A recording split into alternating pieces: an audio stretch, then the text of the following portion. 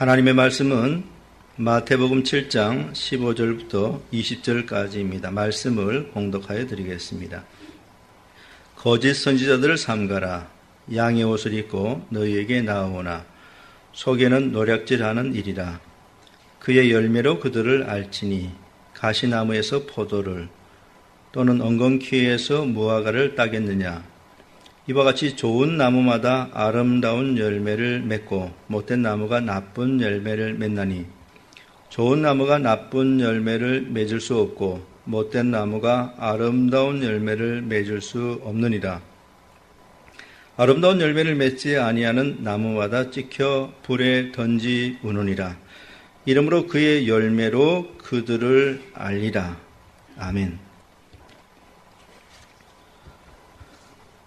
예수님께서 좁은 문으로 들어가라고 말씀하시고 난 후에 이어서 오늘 본문에 와서는 거짓 선지자들을 조심해야 한다고 말씀해 주셨습니다. 누가 좁은 문으로 들어가지 못하도록 방해하는 것일까요? 누가 사람들을 좁은 문으로 들어가지 못하도록 애쓰고 설득하고 있는 것일까요? 그것은 바로 거짓 선지자들입니다. 그래서 예수님께서는 좁은 문에 대하여 말씀해 주시고 난 다음에 곧바로 거짓 선지자들을 조심해야 한다고 말씀해 주신 것입니다. 이제 오늘 본문에 대하여 자세하게 살펴보도록 하겠습니다.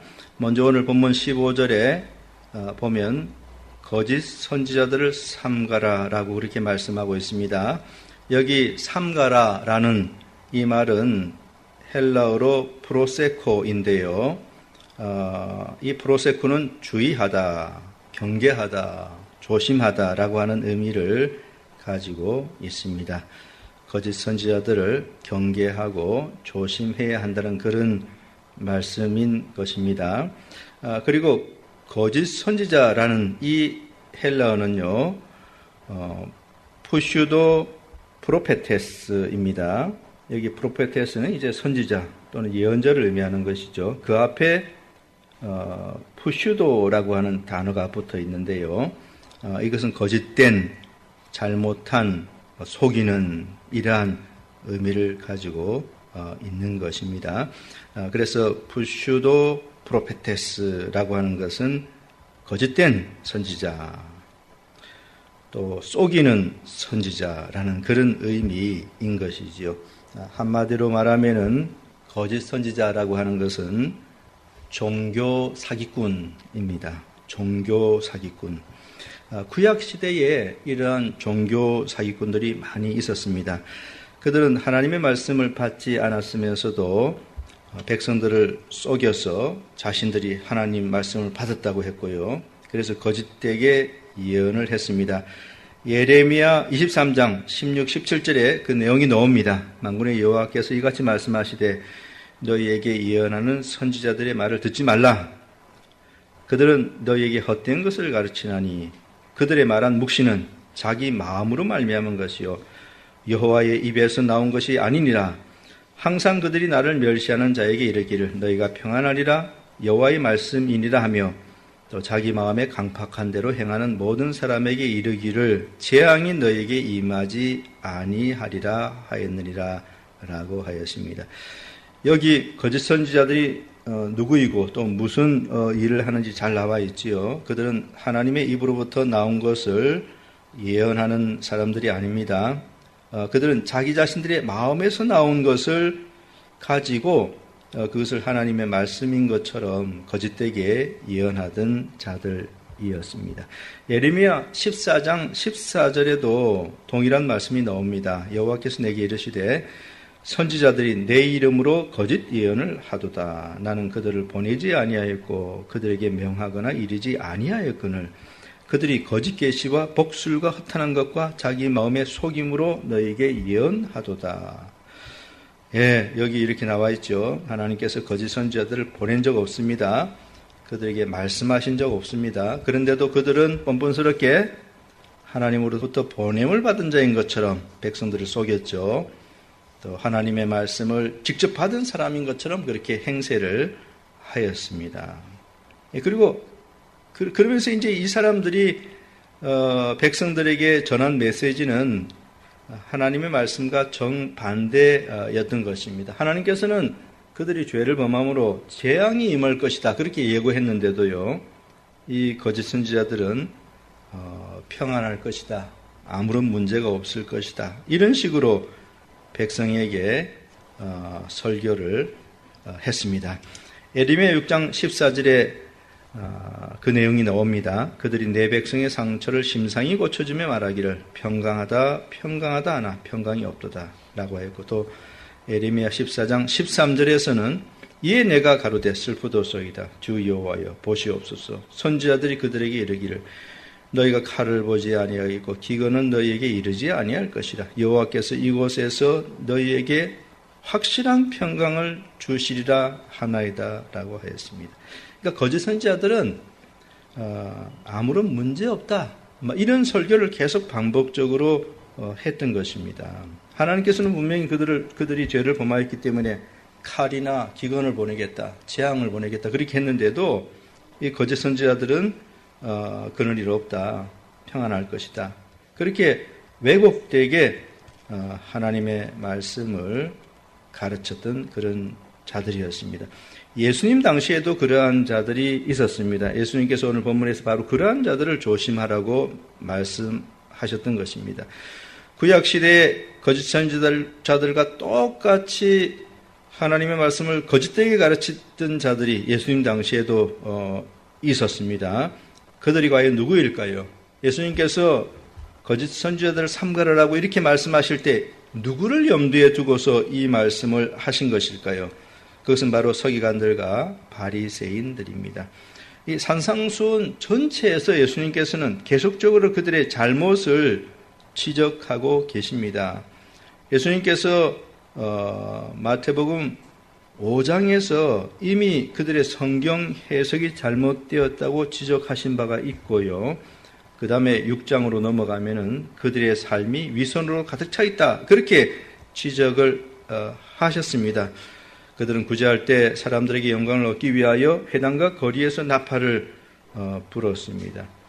또 기도할 때도 골방에 들어가서 은밀하게 하지 않고 회당과 큰 거리 여기에 서서 사람들이 다 볼 수 있도록 그렇게 기도하였습니다. 금식할 때도 얼굴을 흉하게 만들면서 자기들이 무엇을 하고 있는지를 사람들이 인식할 수 있도록 그렇게 했죠. 위선적인 삶으로 가득 차 있었습니다. 성경 해석 잘못했고요.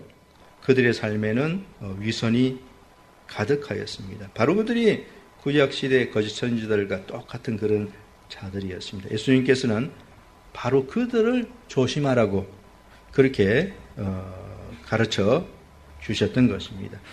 그런데 여러분들이 알아야 될 것은요, 이런 거짓 선지자들은 모든 시대마다 다 존재하고 있다는 사실입니다. 과거에도 존재하고 있었고 현재에도 존재하고 있으며 앞으로도 존재할 것입니다. 이 거짓 선지자들은 모든 시대마다 다 있는 그러한 악한 자들인 것입니다. 구약 시대뿐만 아닙니다. 신약 시대에 보면은 예수님 당시에도 있었고요. 또 예수님께서 승천하시고 난 다음에 이제 사도 시대이지 않습니까? 사도 시대에도 이런 거짓 선지자들이 있었습니다. 로마서 16장 17, 18절에 형제들아 내가 너희를 권하노니 너희 교훈을 거스려 분쟁을 일으키고 거치게 하는 자들을 살피고 저희에게서 떠나라. 이 같은 자들은 우리 주 그리스도를 섬기지 아니하고 다만 자기의 배만 섬기나니 공교하고 아첨하는 말로 순진한 자들의 마음을 미혹하느니라 라고 말하였습니다. 바로 이들이 교회를 어지럽게 하는 이들이 거짓 선지자들인 것이지요. 구약의 거짓 선지자들이 하던 똑같은 나쁜 일을 행하는 그런 사람들이라는 뜻입니다. 고린도후서 11장 13, 14절에 보면은요, 저런 사람들은 거짓 사도요 괴월의 역군이니 자기를 그리스도의 사도로 가장하는 자들이니라. 이것이 이상한 일이 아니라 사단도 자기를 광명의 천사로 가장하나니라고 하였습니다. 광명의 천사로 가장하는, 변장하는 거짓 사도에 대해서 말하였는데요. 그들이 바로 거짓 선지자들인 것입니다. 또 베드로 사도도 이 거짓 선지자에 대해서 언급했습니다. 베드로서 2장 1절에 그러나 민간에 또한 거짓 선지자들이 일어났으나니 이와 같이 너희 중에도 거짓 선생들이 있으리라. 저희는 멸망케 할 이단을 가만히 끌어들여 자기들을 사신 줄을 부인하고 임박한 멸망을 스스로 취하는 자들이라 라고 하였습니다.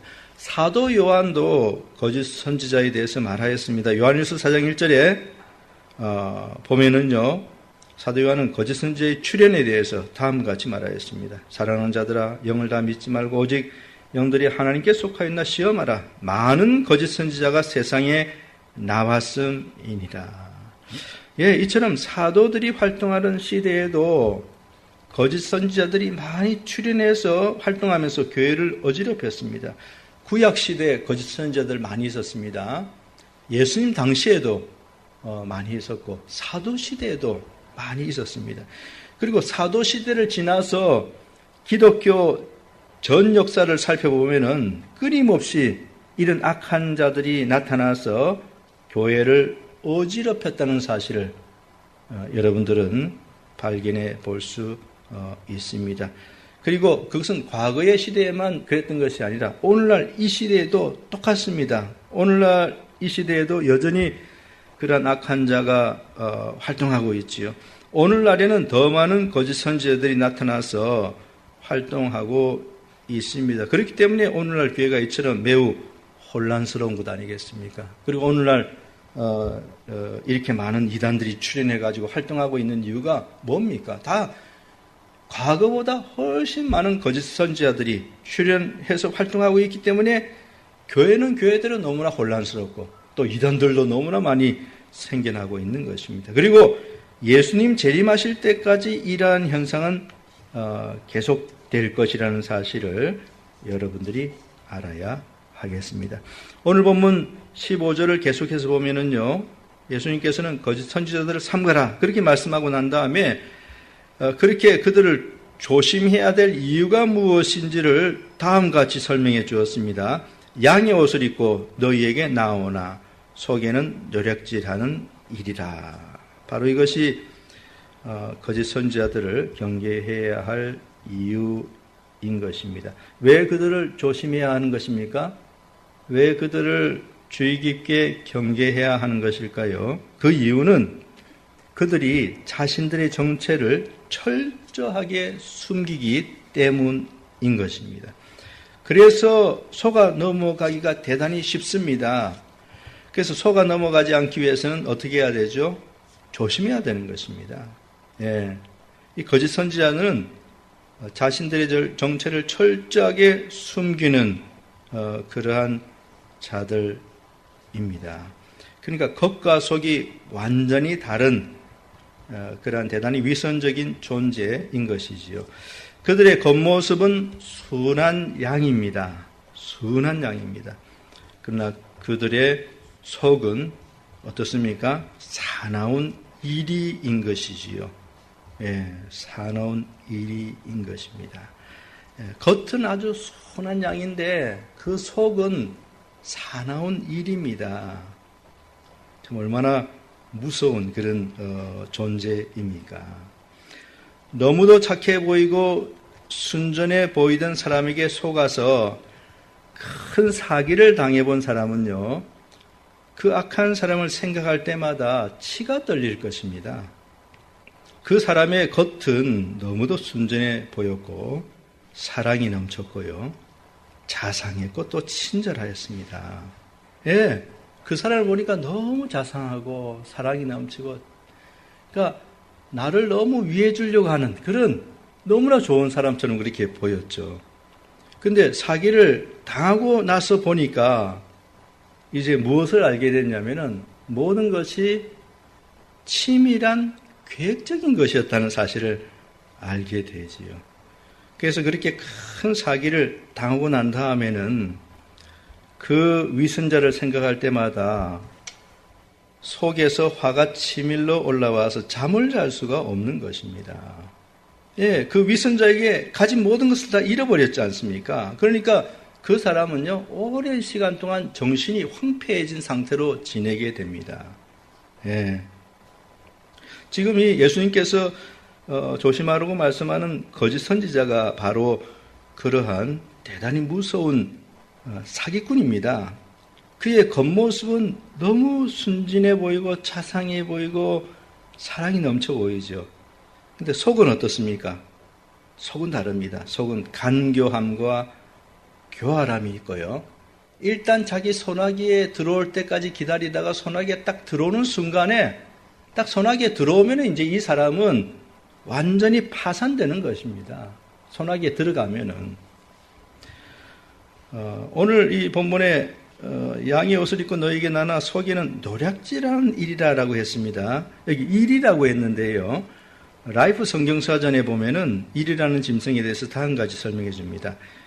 객과에 속하는 야행성 짐승, 늑대나 승냥이보다 조금 크며 성질이 포악하고 사나워 사람을 해치거나 양이나 작은 야생 동물들을 잡아먹고 산다.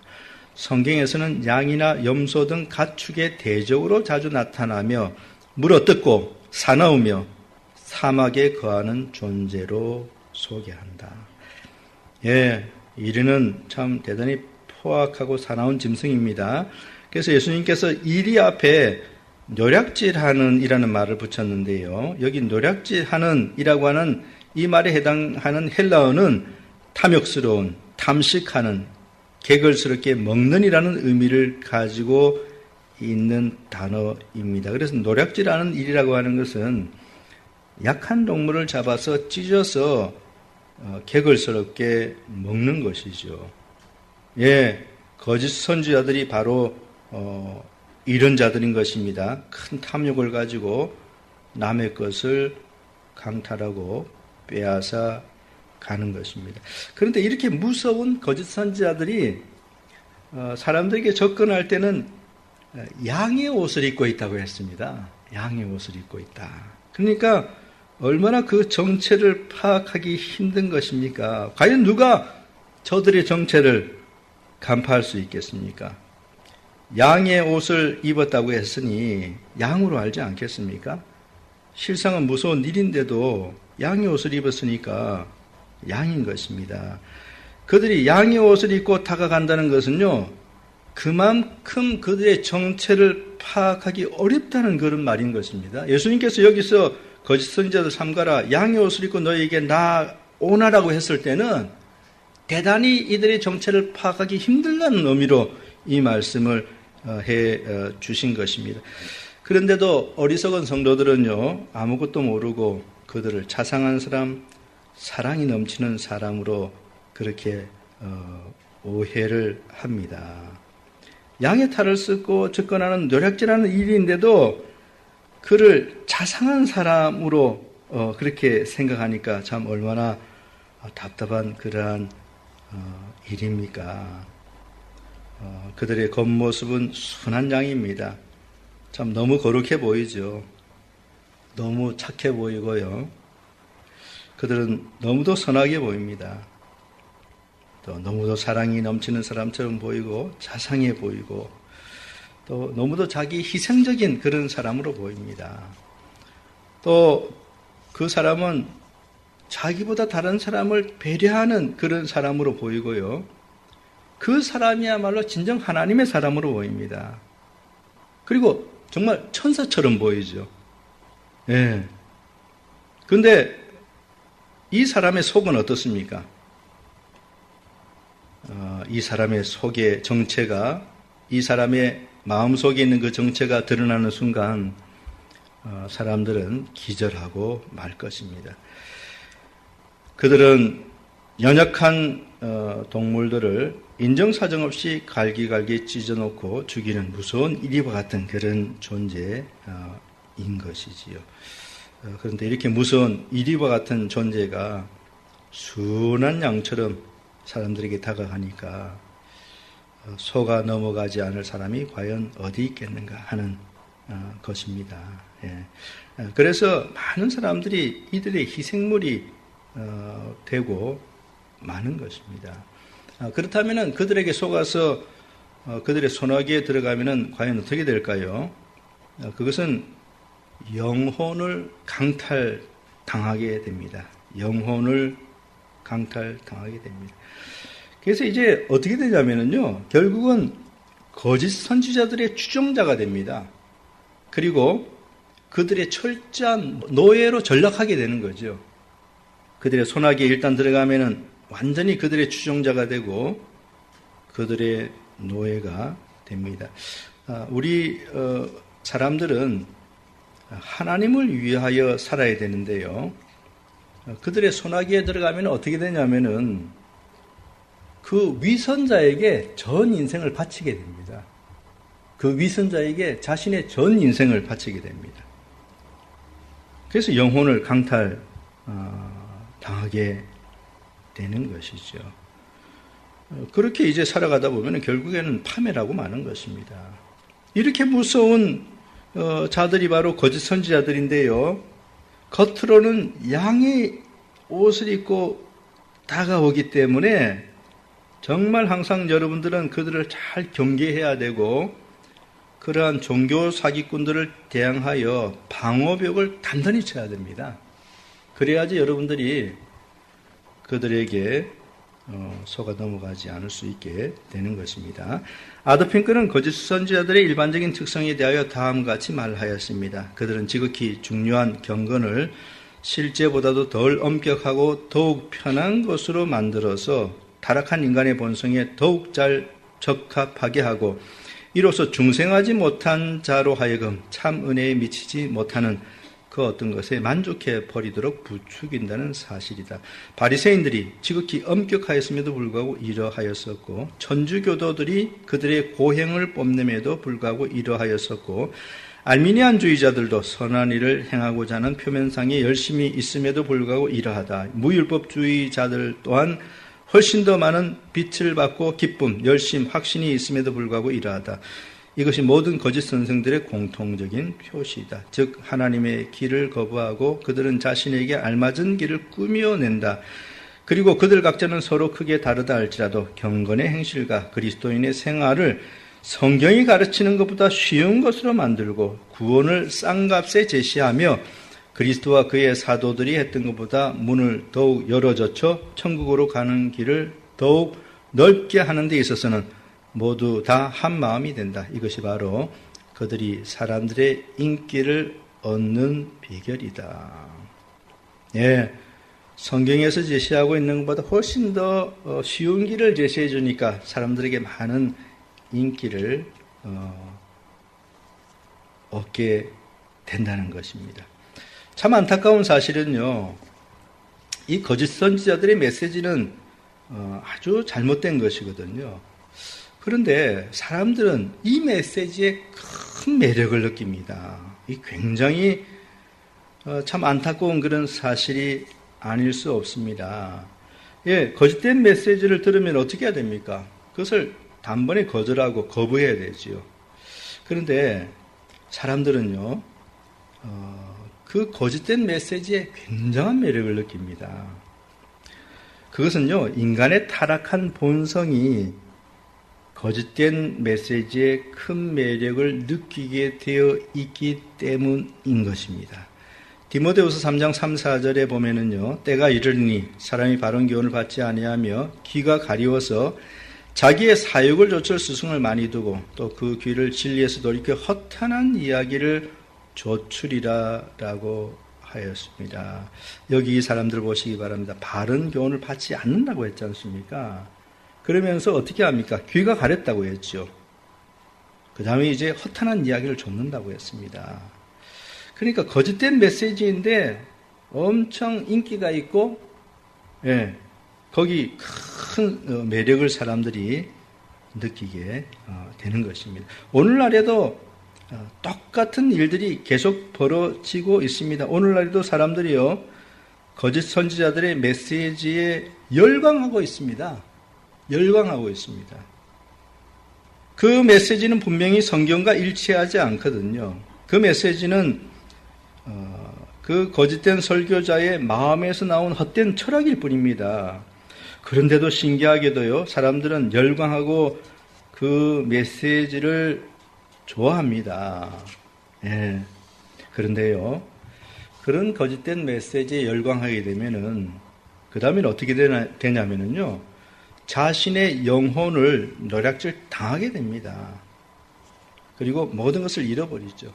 그리고 그 다음에 가는 길은 어디냐면은 그 거짓 선지자의 추종자가 됩니다. 하나님을 섬기는 사람이 아니라 사람을 우상으로 섬기는 그 우상숭배죠, 말하자면은. 그 거짓된 사람을 스타처럼 빠뜨니까 그 우상숭배 아닙니까? 그러니까 이 사람이 신앙생활 하면서 우상숭배하고 있는 것입니다. 그리고 영혼은 완전히 노략질 다 당하죠. 사람을 이제 추종하죠. 그러니까 노예로 전락하는 것입니다. 이 사람에게는 자유로움이 없어요. 우리의 최고의 권위는 성경 말씀이지 않습니까? 그런데 이제 완전히 그 영혼을 이제 강탈당했으니까 자유함이 없고 노예처럼 그렇게 살아가게 되는 것입니다. 그래서 결국 이제 파멸의 길로 가게 됩니다. 그래서 예수님께서는 거짓 선지자들을 삼가라. 양이 옷을 입고 너희에게 나오나 그 속에는 노략질하는 일이라라고 그렇게 경고 말씀해 주셨던 것입니다. 그렇다면 이제 우리는 어떻게 이러한 사람들을, 악한 사람들을 분별할 수 있는 것일까요? 이런 질문을 해보게 되는 것입니다. 그들이 그토록 위험스러운 존재라면 우리는 반드시 그들을 분간할 수 있어야 하지 않겠습니까? 그렇다면 우리는 어떻게 그들을 분간해낼 수 있는 것일까요? 그 답은요, 예수님께서 가르쳐 주셨습니다. 그들의 열매로 그들을 분별해낼 수 있다고 하는 그런 것입니다. 예수님께서 오늘 본문에서 16절에 보시면은요, 시작할 때에 그의 열매로 그들을 알지니라고 이렇게 말씀해 하셨고요. 또 오늘 본문 맨 마지막 20절에 보면은 이름으로 그의 열매로 그들을 알리라 라고 이렇게 말씀해 주셨습니다. 거짓 선지자들을 분별하는 길은 그들의 열매를 보는 것입니다. 그래서 열매를 통해서 그들의 정체를 간파할 수 있다라는 그런 말씀인 것이죠. 예수님께서는 그의 열매로 그들을 알리라라고 하는 이 원리를 청중들이 이해하기 쉽도록 하기 위해서 나무를 비유로 들어주셨습니다. 나무를 분별하는 법을 가지고, 그러니까 일반적인 사례죠. 그걸 가지고 이제 이 원리를 이해하기 쉽도록 그렇게 설명해 주셨습니다. 나무들을 한번 생각해 보시기 바랍니다. 나무들을 어떻게 분별합니까? 나무는 뿌리, 줄기, 가지, 잎, 열매 등으로 구성되어 있지요. 그런데 나무들을 분별하는 길은 과연 무엇인가 하는 그런 질문인 것입니다. 뿌리를 보고서 구분할 수 있습니까? 뿌리를 보고서. 한번 생각해 보시기 바랍니다. 뿌리를 보고서, 이 뿌리를 보니까 이 나무는 무슨 나무구나. 이 나무는 무슨 나무구나. 뿌리를 보고서 비교할 수 있습니까?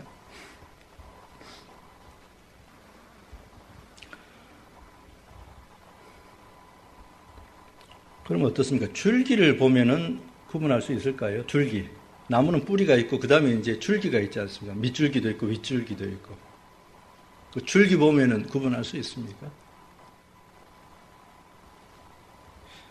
가지를 보면 어떻습니까? 나무에는 이제 밑줄기, 윗줄기 또 가지들이 뻗어 있지 않습니까?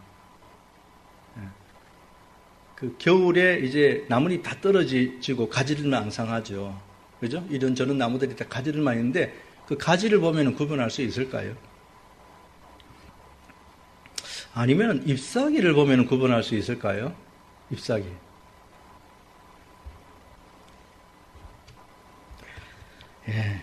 그 모든 것이 아닙니다. 나무를 분별할 수 있는 길은 열매를 보아야 되는 것입니다. 오늘 본문 16절에 보면은요, 가시나무에서 포도를 또는 엉겅퀴에서 무화과를 따겠느냐라고 하였습니다.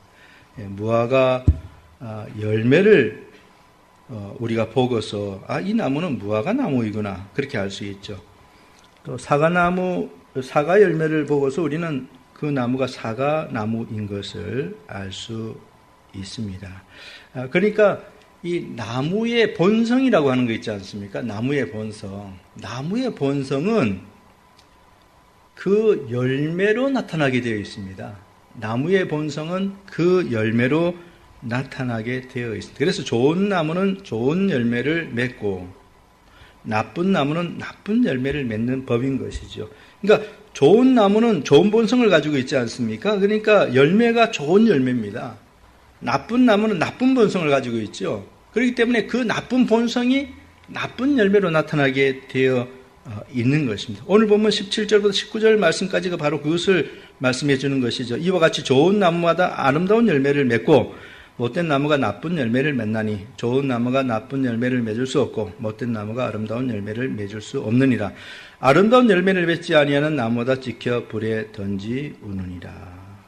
네, 나무의 본성은 그 열매를 통하여 드러나게 되는 것입니다. 그래서 이처럼 거짓 선지자들도 그들의 정체가, 다른 말로 하면 그들의 본성, 그들의 정체가 그들의 열매를 통해서 나타난다는 것입니다. 예, 그들의 열매를 통해서 나타난다. 그래서 여기서 거짓 선지자들의 열매라고 하는 것을 우리가 두 가지로 생각해 볼 수 있습니다. 그의 열매로 그들을 알지니 이름으로 그의 열매로 그들을 알리라 라고 했을 때 그의 열매, 이 거짓 선지자들의 열매죠. 이 거짓 선지자들의 열매는 두 가지로 생각해 볼 수 있습니다. 첫째는 그들의 설교 메시지입니다. 그들의 정체는요, 그들의 설교 메시지를 통해서 나타납니다. 그러니까 여러분들이 저 사람이 과연 어떤 사람인가 알고자 한다면 그 메시지를 자세히 살펴보면 되는 것이죠. 왜냐하면 그게 그들의 열매이기 때문인 것입니다. 그들의 설교 메시지를 보면 그들이 누구인지를 알 수 있게 되는 것입니다. 거짓 선지자들은 인간의 타락한 본성에 거슬리는 말을 절대로 하지 않습니다. 자연인이 듣기 싫어하는 말을 절대로 설교 시간에 하지 않습니다. 그들은 누구나 들으면 기분이 좋은 말을 합니다. 그리고 그들의 설교에는 교리가 없습니다. 교리가 없어요. 교리를 분명하게 절대로 말하지 않습니다. 그리고 그들은 무엇을 말하든지 대단히 모호합니다. 듣고 있으면요, 무엇을 말하는지 정확하게 알 수가 없습니다. 교리가 없기 때문에 그런 것이죠. 그 설교가 정확하다는 것은요, 거기 교리가 있다는 뜻입니다. 교리가 없으면 설교가 정확해질 수가 없어요. 예.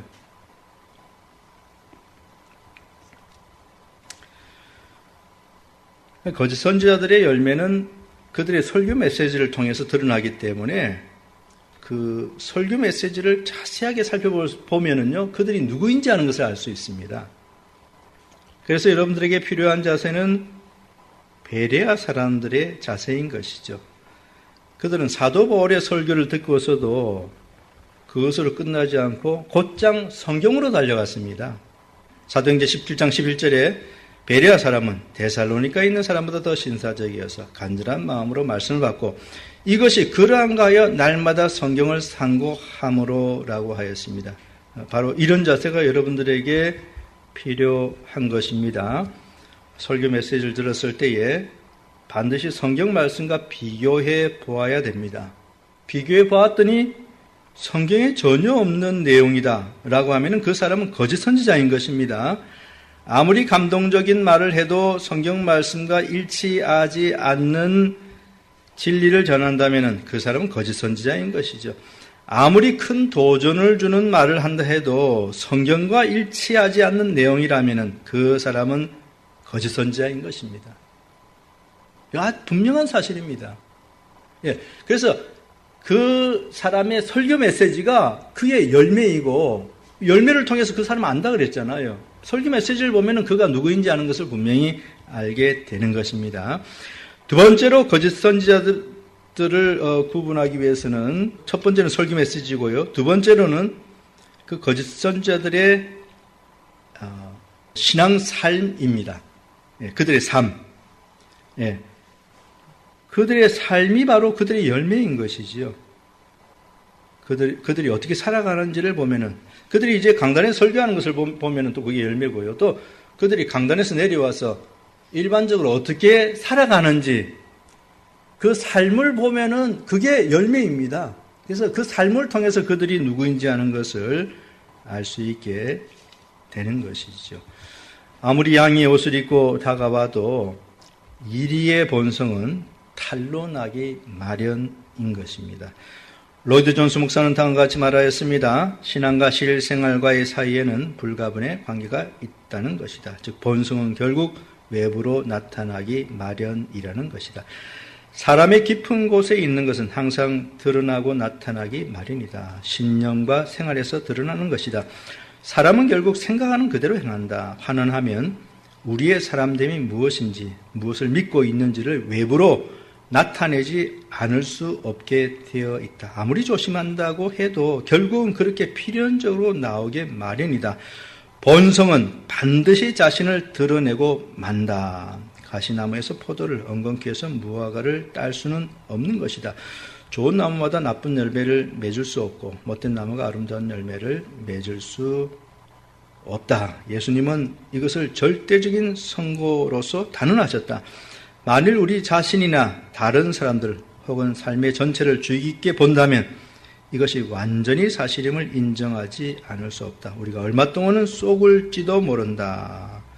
우리 모두 아는 대로 외관상으로는 사람을 속이기가 쉽다. 그러나 이 일은 오래 계속되지 못한다. 얼마 동안은 속일 수가 있겠죠. 그러나 어떻습니까? 오래 그게 지속될까요? 그 속에 있는 본성이라고 하는 것은요, 그 삶을 자세히 지켜보면은 짧은 시간 동안은 파악이 어렵지만은요, 오랜 시간 지켜보면은 반드시 드러나게 되어 있습니다. 그래서 그 이리의, 거짓 선지자들의 그 이리의 본성이 금방 드러나지는 않습니다. 그러나 언젠가는 드러나게 되어 있습니다. 시간이 흐르잖아요. 시간이 흐르면은 서서히 드러납니다. 거짓 선지자들은 거듭나지 않은 자들이죠. 그래서 거듭나지 않았기 때문에 그들이 옛 본성대로 살아갑니다. 근데 그걸 이제 자기네들이 감추고 뭐 해보려고 노력하 양의 옷을 입고 있으니까. 그런데요, 시간이 지나가면은 어쩔 수가 없습니다. 그게 드러나게 되어 있어요. 옛 본성이 자연스럽게 드러납니다.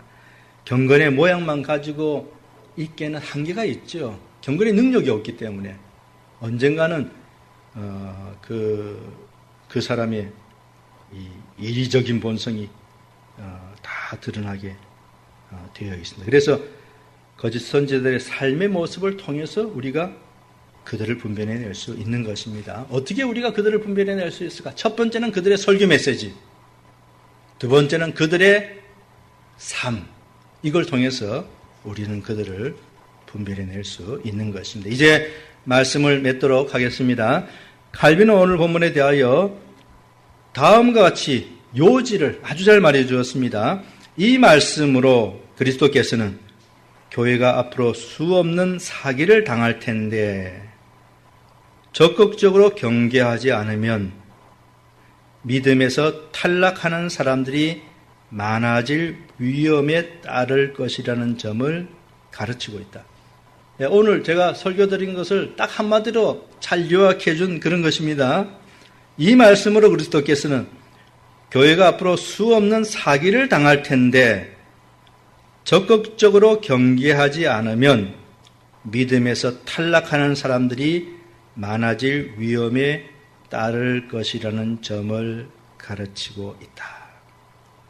거짓 선지자들은 종교 사기꾼들입니다.